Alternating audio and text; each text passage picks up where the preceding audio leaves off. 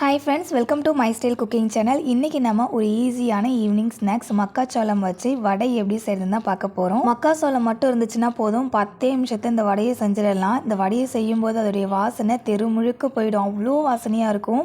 செய்கிறது ரொம்ப ஈஸி, டேஸ்ட்டுமே செம்ம சூப்பராக இருக்கும். இந்த மாதிரி இன்னும் இன்ட்ரெஸ்டிங்கான அண்ட் ஹெல்த்தியான ரெசிபிஸ்லாம் பார்க்கணும் அப்படின்னா மறக்காமல் மை ஸ்டைல் குக்கிங் சேனலை சப்ஸ்கிரைப் பண்ணிக்கோங்க. அப்படியே இந்த சோள வடை ரெசிபிக்கு ஒரு சின்ன லைக்கும் கொடுத்துருங்க.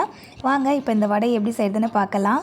வடை செய்கிறதுக்காக இன்றைக்கி நான் ஒரு மக்காச்சோளம் எடுத்திருக்கேன். நான் இன்றைக்கி எடுத்துக்கிறது பார்த்திங்கன்னா ஸ்வீட் கார்ன் எடுத்திருக்கேங்க. இதுக்கு பதிலாக வந்துட்டு நாட்டு சோளம் இருந்துச்சு அப்படின்னா அதில் கூட செஞ்சுக்கலாம். ஆனால் சோள வடை செய்கிறதுக்காக நான் ஆட் பண்ணுற இன்க்ரீடியன்ட் எதையுமே ஸ்கிப் பண்ணாமல் அப்படியே சேர்த்துக்கோங்க. டேஸ்ட் வைஸ் எந்த ஒரு சேஞ்சஸுமே இருக்காது. சோளத்தை இந்த மாதிரி உதிர்த்து எடுத்ததுக்கு அப்புறமா தண்ணி ஊற்றி நல்லா வாஷ் பண்ணி எடுத்துக்கோங்க. ஒரு மிக்ஸி கப் எடுத்துக்கோங்க. அதில் வந்துட்டு 1/4 டீஸ்பூன் அளவுக்கு மிளகு சேர்த்துக்கோங்க. அடுத்து 3 துண்டு அளவுக்கு இஞ்சி சேர்த்துக்கோங்க. இது கூடவே 4 பச்சை மிளகாய் சேர்த்துக்கோங்க. அண்ட் 1 டேபிள் ஸ்பூன் அளவுக்கு கொத்தமல்லி விதை சேர்த்துக்கோங்க. இது எல்லாத்தையுமே தண்ணி எதுவும் சேர்க்காம நல்லா அரைச்சி எடுத்துக்கோங்க. ரொம்ப ஃபைனாக அரைக்க முடியாது, இந்த அளவுக்கு கொஞ்சம் கொரகொரப்பாக இருக்கும். அடுத்து இந்த மிக்ஸி கப்பில் உதிர்த்து வாஷ் பண்ணி வச்சுருக்கோம்ல மக்காச்சோளம், அதை வந்து சேர்த்துக்கலாம். கப்பு மெஷர்மெண்ட்டில் மக்காச்சோளம் எவ்வளோ எடுத்திருக்கேன் அப்படின்னா 300 ml பிடிக்கிற கப்பில் 1 கப் அளவுக்கு மக்காச்சோளம் எடுத்திருக்கேங்க.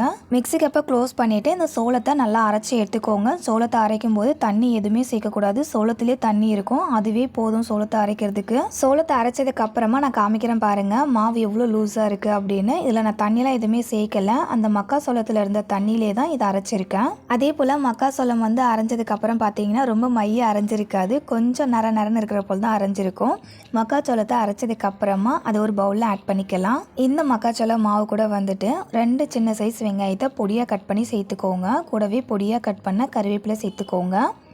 இது கூட ஒரு கைப்பிடி அளவுக்கு பொடிசாக கட் பண்ண கொத்தமல்லி இலை சேர்த்துக்கோங்க. அடுத்து மக்காச்சோளத்தை மெஷர் பண்ணோம்ல, அந்த கப்பால் 1/4 கப் அளவுக்கு அரிசி மாவு சேர்த்துக்கோங்க. அதே கப்பாலே வந்துட்டு 1/4 கப் அளவுக்கு கடலை மாவும் சேர்த்துக்கலாம். அடுத்து 1/2 டேபிள் ஸ்பூன் உப்பு சேர்த்துக்கோங்க. இப்போ இந்த மாவை நல்லா வந்து பசஞ்சு விட்டுக்கோங்க. எல்லாமே ஒன்றோட ஒன்று மிக்ஸ் ஆகி வரணும். இந்த வடை செய்கிறதுக்காக அரிசி மாவு சேர்த்துருக்கோம்ல, அதனால் வடை வந்துட்டு எண்ணெய் குடிக்காது, நல்லா கிறிஸ்பியாக வரும். இந்த அளவுக்கு மாவு நல்லா பசஞ்சு விட்டதுக்கு அப்புறமா இப்போது கையை நல்லா வாஷ் பண்ணிவிட்டு 2 கையிலையுமே தண்ணி தொட்டுக்கோங்க. தொட்டதுக்கு அப்புறமா இந்த வடை மாவுலேருந்து கொஞ்சமாக மாவு எடுத்து உருண்டை ஷேப்பில் ஊற்றிக்கோங்க. மாவை உருண்டை ஷேப்பில் ஊற்றிட்டு உள்ளங்கையில் வச்சுட்டு இந்த மாதிரி ப்ரெஸ் பண்ணி எடுத்துக்கோங்க. இந்த மாதிரி மசாலா வடை ஷேப்லேயுமே இந்த வடையை வந்து செஞ்சுக்கலாம். அப்படி இல்லை அப்படின்னா வீடியோவில் காமிக்கிறேன் பாருங்கள். இந்த மாதிரி வடையை வந்துட்டு நல்லா மெலிசாக தட்டிட்டு நடுவில் ஒரு ஹோல்ஸ் போட்டுட்டு மெதுவடை மாதிரி கூட நீங்கள் செஞ்சுக்கலாம். நான் வந்துட்டு இன்றைக்கி செகண்டாக செஞ்சு காமிச்சிருக்கேன்ல மெதுவடை ஷேப்பு, இதில் தான் நான் வந்து வடை செஞ்சு காமிக்க போகிறேன். நம்மளுடைய இஷ்டம் தான், எந்த ஷேப்பில் வேணாலும் செஞ்சுக்கலாம். இந்த வடையை சுட்டு எடுக்கிறதுக்காக ஒரு வாணலில் எண்ணெய் சேர்த்துட்டு எண்ணெயை சுடு பண்ணிக்கோங்க. எண்ணெய் சூடாயிடுச்சான்னு பார்க்கறதுக்காக கொஞ்சமாக வடை மாவை எடுத்து எண்ணெயில் போட்டு பாருங்கள். மாவை எண்ணெயில் போட்டதுமே பாருங்கள் மாவை சுற்றி நிறைய பபிள்ஸ் வருதில்ல. இப்போ எண்ணெய் நல்லா சூடாயிருக்கு. இந்த ஸ்டேஜில் ஸ்டவ்வை மீடியம் ஃப்ளேமுக்கு மாற்றிக்கோங்க. அடுத்து இந்த சூடான எண்ணெயில் ரெடி பண்ணி வச்சுருக்க வடை மாவை தட்டி போட்டுக்கலாம். வடை மாவை எண்ணெயில் போட்டதுமே திருப்பி விடக்கூடாது. வடை மாவுடைய கலர் லைட்டாக சேஞ்ச் ஆகி வரும் இந்த மாதிரி.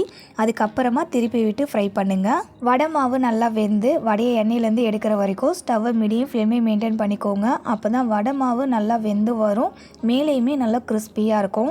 வடையை இடையில இந்த மாதிரி 2 பக்கமே திருப்பி விட்டு ஃப்ரை பண்ணிக்கோங்க. அப்போ தான் 2 பக்கமே வடையோட கலர் ஈவனாக ஒரே கலராக இருக்கும். முதல்ல எண்ணெயில் போட்ட வடை மாவு வெந்து லைட்டாக கலர் சேஞ்ச் ஆகி வந்திருக்கு பாருங்கள். இப்போ இந்த வடையை எண்ணெயிலேருந்து நான் எடுத்துக்கிறேன். மீதி இருக்கிற வடை மாவுமே வெந்து லைட்டாக கோல்டன் ப்ரௌன் கலருக்கு சேஞ்ச் ஆகும்போது அந்த வடைகளையும் எண்ணெயிலேருந்து எடுத்துக்கலாம். ஏற்கனவே நம்ம சேனலில் இந்த மாதிரி நிறைய ஹெல்த்தியான ஈவினிங் ஸ்நாக் ரெசிபிஸ் அண்ட் வடை ரெசிபிஸ்லாம் நான் அப்லோட் பண்ணியிருக்கேன். அந்த ரெசிபியோட லிங்க் எல்லாத்தையுமே இந்த வீடியோ கீழே டிஸ்கிரிப்ஷனில் தரேன், கண்டிப்பாக செக் பண்ணி பாருங்கள். நான் சொன்னது போலவே மீதி இருக்கிற வடை மாவுலையும் வடை செஞ்சு எடுத்துக்கோங்க. நான் எல்லா மாவுலையுமே வடை செஞ்சதுக்கு அப்புறமா காமிக்கிறேன்.